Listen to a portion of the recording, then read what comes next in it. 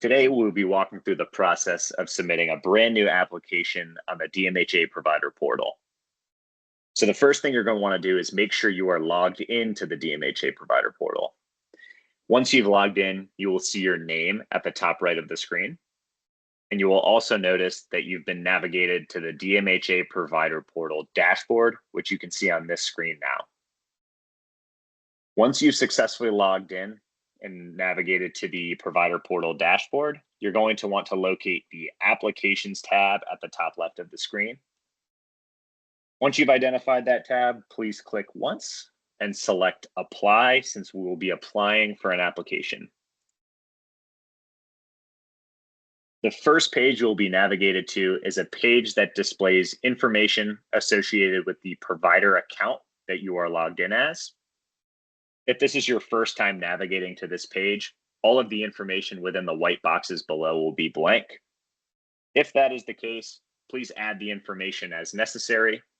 If you've been to this page before and entered this information in the past, please verify it's still correct. And once the information has been entered and/or verified for accuracy, you can select Next to proceed to the next page. After selecting Next, you will see a page that displays the physical address information associated with your provider account.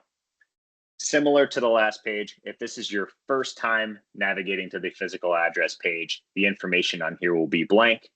If so, please add that information now. If you have been to this page before and entered your physical address information in the past, please just verify it's still correct, make any updates as necessary. And once the information on this page has been added and/or verified for accuracy, you can select Next to move forward. The next page will display your provider account's mailing address. If you entered information for your physical address for the very first time on the last page, you will notice that that information transferred over to this page. If that's the case and the physical address is the same as the mailing address, there's nothing more you need to do here. If the mailing address is different, you can update that info now.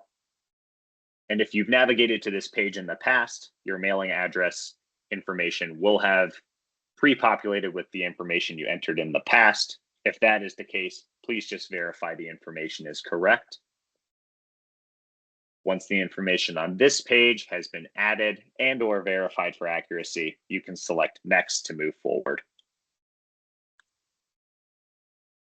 After selecting Next, you will see a page that displays all of the facilities associated with the provider account that you are logged in as. In this case, I have one facility associated with the provider account that I'm logged in as. There may be situations where you're logged in as a provider account that has multiple facilities. If that's the case, you will see them displayed on this page. And you have the ability to select the facility that you wish to submit the application on behalf of. In the event that you're submitting an application on behalf of a facility that does not yet exist within the provider portal, you can choose not to make a selection on this page and just click Next. If you do so, you will be walked through the steps for creating a new facility. But in the event that you are submitting an application on behalf of a facility that does exist, please just make your selection on this page, click the checkbox to the left of the facility name, and click Next to proceed to the next page, which displays your physical address information associated with your facility. If you've selected an existing facility, this address information will be pre-filled and you can review the info for accuracy. Once you've reviewed the information, please select Next to move forward.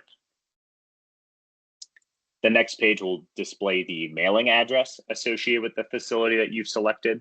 Please review this information for accuracy as well and click Next to proceed. And after you've made the selection of your facility and verified the address information or created a brand new facility and walked through all the pages to do that, you'll then be navigated to the application selection page, which I am on now. Once navigating to this page, please choose the application you wish to submit. In this case, I will choose to submit an addiction services outpatient application. I will click the bubble on the left and then choose next to proceed. Once you've selected the application type that you wish to submit, you're going to see a page that displays all of the sections that need to be filled out prior to the submission of your application. These sections are going to vary based on the type of application you choose to submit. But whatever the case, you do need to complete every single section that's displayed here. In order to complete each section, you're going to click the bubble to the left of each section, then click next to enter. Once you've entered a section, you're going to enter the information as it explains on the page. In this case, I need to enter policies and procedures. For demo purposes, I'm just going to write test within each of these boxes. But when submitting an application, you're going to want to submit real, valid information within these boxes.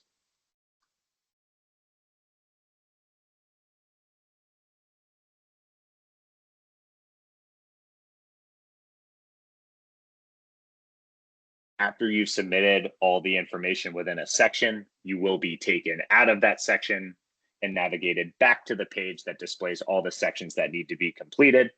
As you can see, since I just completed the policies and procedures section, this section complete column has a check mark next to the section I've completed. Now I know that I can proceed to the next section and walk through this one. My next section is direct service providers, so I will need to add the name of a direct service provider here.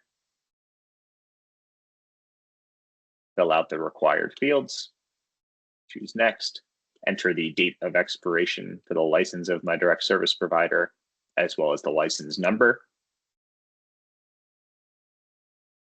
I will have the ability to upload the license for the direct service provider. But as you can see, this is an optional file upload. So if you have the license and you wish to upload, you may do so here.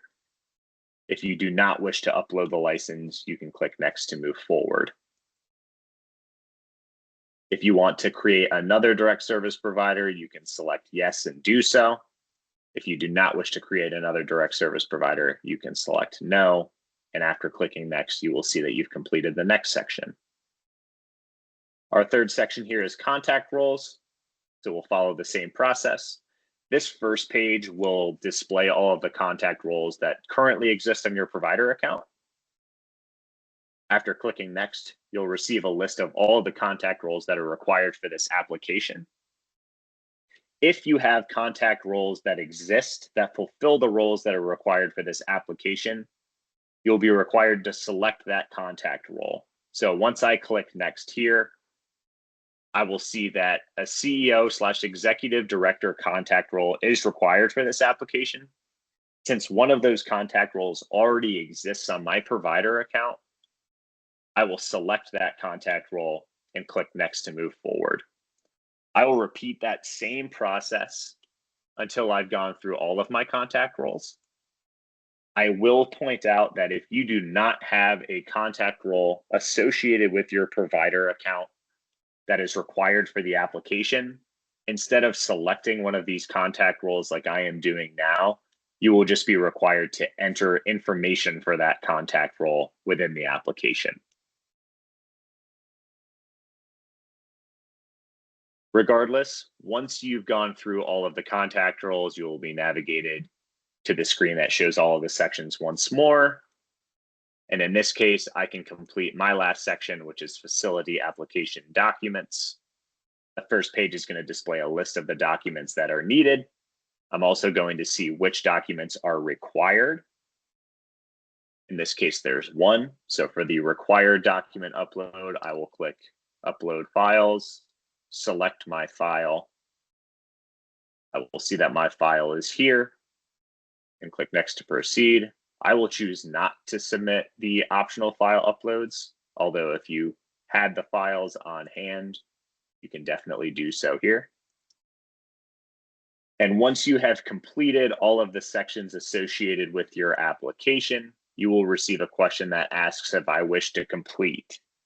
If I wanted to go back and review any of the sections that I completed for any reason, I can choose not to complete my application, and I will be navigated back to the screen that displays all of the sections. From there, I can click into them and edit any information as needed. If I'm ready to submit the application right now, I can select yes and click next. I can confirm the attestation above. Once I've read it and I agree with the statements, I can check this box and provide my signature. Click next once more. And once I click submit on this page, I will have officially submitted my application. Once you've submitted, you can click home to return to the provider portal dashboard. And you've now successfully submitted an application within the DMHA provider portal.